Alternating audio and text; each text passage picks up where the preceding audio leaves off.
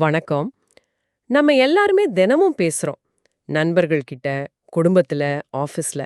ஆனா யோசிச்சு பார்த்தா, நாம பேசின ஆயிரக்கணக்கான உரையாடல்கள்ல எத்தனை நம்ம மனசுல நிக்குது?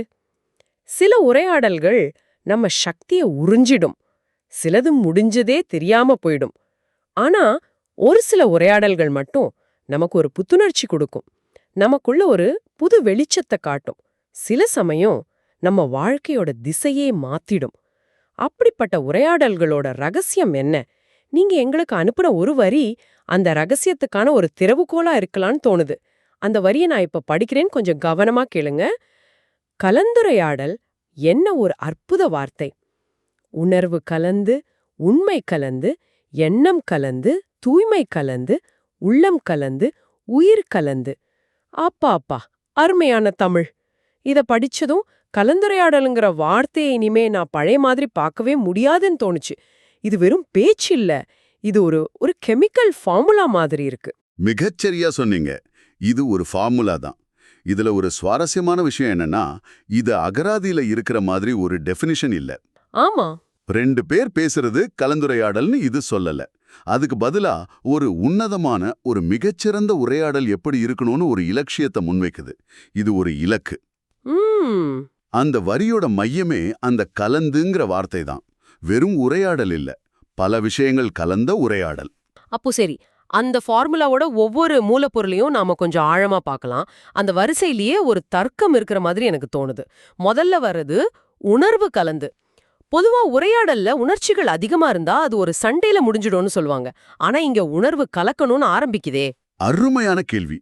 இங்க உணர்வுங்கிறது உணர்ச்சி வசப்பட்டு கத்துறதையோ கோவப்படுறதையோ குறிக்கல. அது மனிதத்தன்மையோட அடிப்படையான பச்சாதாபம், அதாவது எம்பத்திய குறிக்குது. ஓ, எம்பதி. ஆமா, நீங்க வெறும் தகவல்களை பரிமாறிக்கிற ஒரு மிஷின் இல்லைன்னு இது காட்டுது. எதிரில் இருக்கிறவர் இடத்துலேருந்து யோசிக்கிறது, அவங்க வார்த்தைகளுக்கு பின்னாடி இருக்கிற வலிய, சந்தோஷத்தை இல்ல குழப்பத்தை புரிஞ்சுக்க முயற்சி பண்றது, இதுதான் உணர்வு கலக்கிறது. சரி சரி. நம்ம உணர்வுகளை நேர்மையா, அதே சமயம் பக்குவமா வெளிப்படுத்துறதும் இதுல அடங்கும். புரியுது. இதுதான் ஒரு விவாதத்துக்கும் ஒரு கலந்துரையாடலுக்கும் உள்ள முக்கிய வேறுபாடுன்னு சொல்லலாமா? சொல்லலாம். விவாதத்துல, அதாவது டிபேட்ல, ஏன் கருத்தை நான் ஜெயிக்க வைக்கணும்னு ஒரு உணர்ச்சி இருக்கும். ஆனா கலந்துரையாடல்ல நாம ரெண்டு பேரும் சேர்ந்து ஒரு புரிதனுக்கு வரணுங்கிற உணர்வு இருக்கும். மிகச்சரி. விவாதத்தோட நோக்கம் வெற்றி, கலந்துரையாடலோட நோக்கம் புரிதல். அந்த புரிதலுக்கு உணர்வு தான் முதல் படி. நீங்க பேசுற விஷயத்தோட உங்களுக்கு ஒரு இமோஷனல் கனெக்ட் இருக்கணும். அப்பதான் உங்க வார்த்தைகளுக்கு ஒரு கணம் இருக்கும். ஒரு நண்பரோட பிரச்சனையை வெறும் தகவலா கேட்காம அவரோட வலியோட நம்ம உணர்வையும் கலக்கும்போது தான் அங்க உண்மையான ஆறுதல் பிறக்குது. உண்மைதான். அந்த உணர்வு பூர்வமான இணைப்பு இல்லைனா அது வெறும் ஒரு அறிவு பரிமாற்றமா இல்லனா கட்டளைகளின் பரிமாற்றமா தான் இருக்கும். ஆனா உணர்வு மட்டும் போதுமா? சில சமயம் வெறும் உணர்வுகளை மட்டுமே வச்சு பேசினா அதுவும் தப்பான முடிவுகளுக்கு கொண்டு போயிடலாம் இல்லையா? கரெக்ட். ஒரு பிரச்சனைய வெறும் இமோஷனலா மட்டும் அணுகினா தீர்வு கிடைக்காதே. சரியா, அடுத்த புள்ளிக்கு வந்துட்டீங்க. அதனால தான் இந்த ஃபார்முலா அடுத்த ரெண்டு மூலப்பொருட்களை சேர்க்குது. உண்மை கலந்து, எண்ணம் கலந்து. உணர்வுங்கிற அஸ்திவாரத்து மேல இந்த ரெண்டு தூண்களையும் எழுப்பணும். இந்த ரெண்டு வார்த்தைகளும் உண்மை, எண்ணம் பார்க்கறதுக்கு ரொம்ப பேசிக்கா தெரியுது.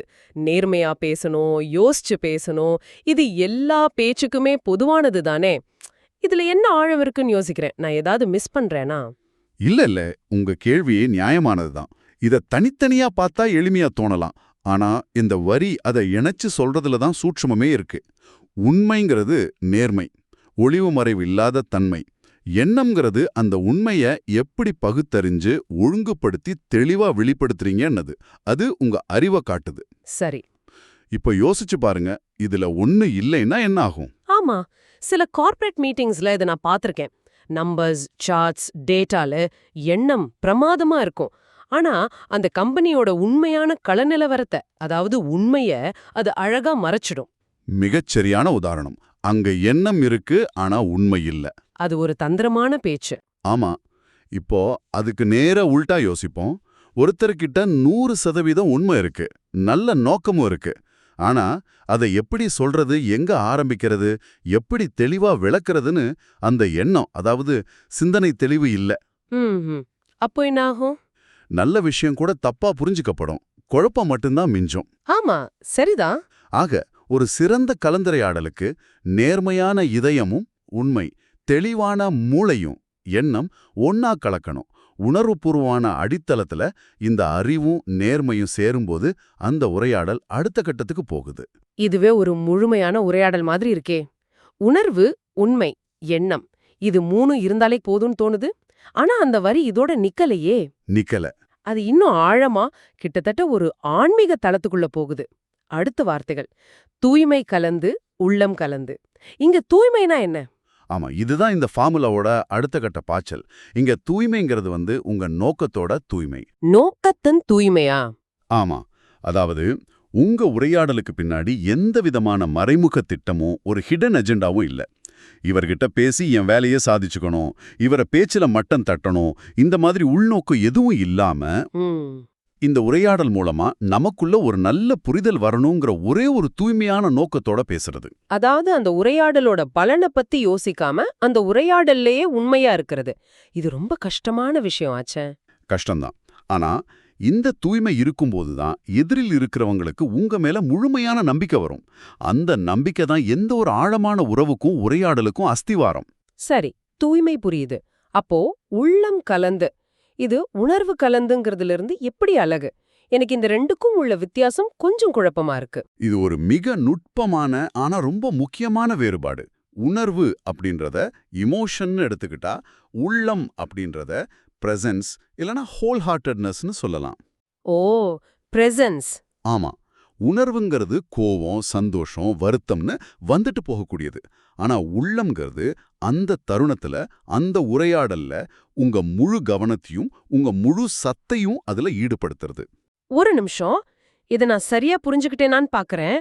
நான் நண்பர்கிட்ட பேசிட்டே என் போனை பார்த்துட்டு இருந்தா அங்க உள்ளம் கலக்கல. நான் சொல்றது சரிதானே? மிகச் சரியா புடிச்சிட்டீங்க. அதுதான். நான் அவர் சொல்றத கேட்டாலும் என் கவனம் சிதறி இருக்கு. என் உடம்பு மட்டும்தான் அங்க இருக்கு, என் உள்ளம் இல்ல. அதேதான். நீங்க அந்த உரையாடல்ல முழுமையா இருக்கீங்க. பாதி மனசோட கேட்கல, வேற சிந்தனைகள்ல மூழ்கல, உங்க முழு சத்தையும் அந்த உரையாடல்ல கரைஞ்சிருக்கு. ஒரு டாக்டர் நோயாளியோட நோயை பத்தி அறிவார்ந்த எண்ணத்தோட உண்மையான தகவல்களோட பேசலாம். நோயாளியோட வலிய பார்த்து உணர்வுபூர்வமா பரிதாபப்படலாம். ஆனா அவர் அந்த நோயாளிய ஒரு கேஸ் ஸ்டடியா பார்க்காம ஒரு சக மனுஷனா பார்த்து தன் முழு கவனத்தையும் செலுத்தி இதயபூர்வமா பேசும்போதுதான் அங்க உள்ளம் கலக்குது. வாவ்! அந்த உரையாடல் நோயை மட்டும் குணப்படுத்தாது, நோயாளியோட மனசையும் குணப்படுத்தும். வாவ்! இப்போ அந்த வரிசையோட ஆழம் புரியுது. உணர்வோட ஆரம்பிச்சு உண்மை எண்ணத்தால கட்டமைக்கப்பட்டு தூய்மையான நோக்கத்தோட முழுமையான உள்ளத்தோட ஈடுபாட்டோட. இதுவே ஒரு மலை உச்சிக்கு வந்த மாதிரி இருக்கு. ஆனா அந்த வரியோட உச்சம் இன்னொன்னு சொல்லுது. அதுதான் என்ன குழப்பிச்சு அதே சமயம் பிரமிக்க வச்சதும் கூட. உயிர் கலந்து. இது எப்படி சாத்தியம்? ஒரு உரையாடல்ல உயிர் எப்படி கலக்க முடியும்? இது வெறும் ஒரு கவித்துவமான உருவகம் மட்டும்தானா? இது வெறும் உருவகம் இல்ல. இதுதான் இந்த ஃபார்முலாவோட இறுதி இலக்கு, அதோட ஆன்மா. யோசிச்சு பாருங்க, இது வரைக்கும் நம்ம பார்த்த எல்லாமே உணர்வு, உண்மை, எண்ணம், தூய்மை, உள்ளம். ஆமா. இது எல்லாமே சரியா கலக்கும்போது அங்க ஒரு ரசவாதம் நடக்குது. அந்த உரையாடல் வெறும் வார்த்தை பரிமாற்றமா இல்லாம அதுக்கு தனியா ஒரு உயிர் வந்துடுது. அது ஒரு உயிரோட்டமுள்ள சக்தியா மாறுது. புரியுற மாதிரி சொல்லுங்களேன். ஒரு உரையாடலுக்கு உயிர் வருதுன்னா என்ன அர்த்தம்? அதோட அர்த்தம், அந்த உரையாடலுக்கு பிறகு நீங்களும் சரி, உங்களோக பேசினவங்களும் சரி, முன்னாடி இருந்த மாதிரியே இருக்க மாட்டீங்க. அந்த உரையாடல் உங்களுக்குள்ள ஒரு தாக்கத்தை ஏற்படுத்திருச்சு. அது உங்களுக்குள்ள ஒரு புது சிந்தனையை விதைச்சிருக்கலாம், ஒரு புது சக்தியை கொடுத்திருக்கலாம், ஒரு புது தெளிவை கொண்டு வந்திருக்கலாம், இல்ல உங்க வாழ்க்கை பாதையே மாத்திருக்கலாம். ஓ! அந்த உரையாடல் வெறும் பேச்சா இல்லாம ஒரு அனுபவமா மாறி உங்க 2 பேரோட உயிரையும் தொட்டு வளர்த்து மாத்தி அமைச்சிருக்கு. அதுதான் உயிர் கலப்பது. அடடா! இப்போ முழுமையா புரியுது. சில பேர்கிட்ட கொஞ்ச நேரம் பேசின பிறகு ஒரு பெரிய பாரம் இறங்கின மாதிரி ஃபீல் பண்ணுவோமே, அது இதுதானா? அதுதான். சில உரையாடல்கள் முடிஞ்சதும் நாம புத்துணர்ச்சி அடைஞ்ச மாதிரி, புது தெம்பு வந்த மாதிரி உணர்வோமே, அது மாதிரி உரையாடல்களை தான் இது உயிர் கலந்த உரையாடல்னு சொல்லுது. நிச்சயமா. அந்த உரையாடல்கள் நம்மள சோர்வடைய செய்யாது, நம்மள உயிர்ப்பிக்கும். அந்த உரையாடல்கள் வெறும் நினைவுகளா இருக்காது, நம்ம வாழ்க்கையோட வழிகாட்டிகளா மாறிடும். அற்புதம்! இந்த முழு தத்துவத்தையும் விளக்குன பிறகு அந்த வரி ஒரு ஆச்சரியக்குறியோட முடியுது. அப்பப்பா, அருமையான தமிழ்! இது வெறும் மொழி பெருமிதத்துல சொன்ன வார்த்தையா இல்ல இதுக்கும் நம்ம இதுவரைக்கும் பேசினதுக்கும் தொடர்பு இருக்கா? நிச்சயமா தொடர்பு இருக்கு. இது வெறும் பெருமிதம் இல்ல, இது ஒரு பிரமிப்பு. பிரமிப்பா? ஆமா, நாம இவ்வளவு நேரம் விளக்கின இந்த ஆழமான தத்துவத்தை, இந்த 6 அடுக்குகள் கொண்ட சிக்கலான கருத்தை கலந்துரையாடல்ங்கிற ஒரே ஒரு சொல்லுக்குள்ள தமிழ் மொழி எப்படி பொதிஞ்சு வச்சிருக்குங்கிற பிரமிப்பது. ஓ சரி சரி. அந்த வார்த்தையோட வேர் சொல்லான கலந்துங்கிறதுலயே இந்த முழு ஃபார்முலாவும் அடங்கியிருக்கு. கலந்து உரை ஆடல். இது வெறும் உரையாடல் இல்ல, இவையெல்லாம் கலந்த ஒரு ஆடல், ஒரு நிகழ்வு. ஆமாம். அந்த வார்த்தையோட கட்டமைப்பிலே அதோட தத்துவம் அடங்கி இருக்கிறத பார்த்து வர்ற ஒரு இயல்பான வியப்பு தான் அந்த கடைசி வரி. ஆஹா, நீங்க பகிர்ந்து கொண்ட இந்த ஒரு வரியிலிருந்து நாம கத்துக்கிறது என்னன்னா, கலந்துரையாடல்ங்கிறது நாம சாதாரணமா நினைக்கிற மாதிரி ஒரு செயல் இல்ல. அது ஒரு கலை, அது ஒரு தவம்னே சொல்லலாம். ஆமா, உணர்வு, உண்மை, எண்ணம், தூய்மை, உள்ளம், உயிர்னு எல்லாமே சரியான விகிதத்துல கலக்கும்போது தான் ஒரு உண்மையான உயிரோட்டமுள்ள கலந்துரையாடல் உருவாகுது. இதோட மிக முக்கியமான செய்தி இதுதான். இது நம்மளோட அன்றாட உரையாடல்களோட தரத்தை பத்தி நம்மள நாமே கேள்வி கேட்க வைக்குது. நாம மத்தவங்க கூட வெறுமனே பேசுறோமா இல்ல உண்மையிலே கலந்துரையாடுறோமா? நம்மளோட பெரும்பாலான உரையாடல்கள் எந்த லெவல்ல நின்னுடுது? வெறும் எண்ணங்களோட பரிமாற்றத்திலையா? உள்ளமும் உயிரும் கலக்கிற அந்த உன்னதமான தருணங்களை நாம எவ்வளோ தூரம் நம்ம வாழ்க்கையில உருவாக்குறோம்? இந்த ஆய்வோட இறுதியில உங்களுக்காக ஒரு சிந்தனை. இந்த வரி ஒரு சிறந்த கலந்துரையாடல்ல கலந்திருக்கும் 6 விஷயங்களை பட்டியலிடுது. இப்போ இந்த ஃபார்முலாவை வச்சு ஒரு சின்ன சோதனை செஞ்சு பாருங்க.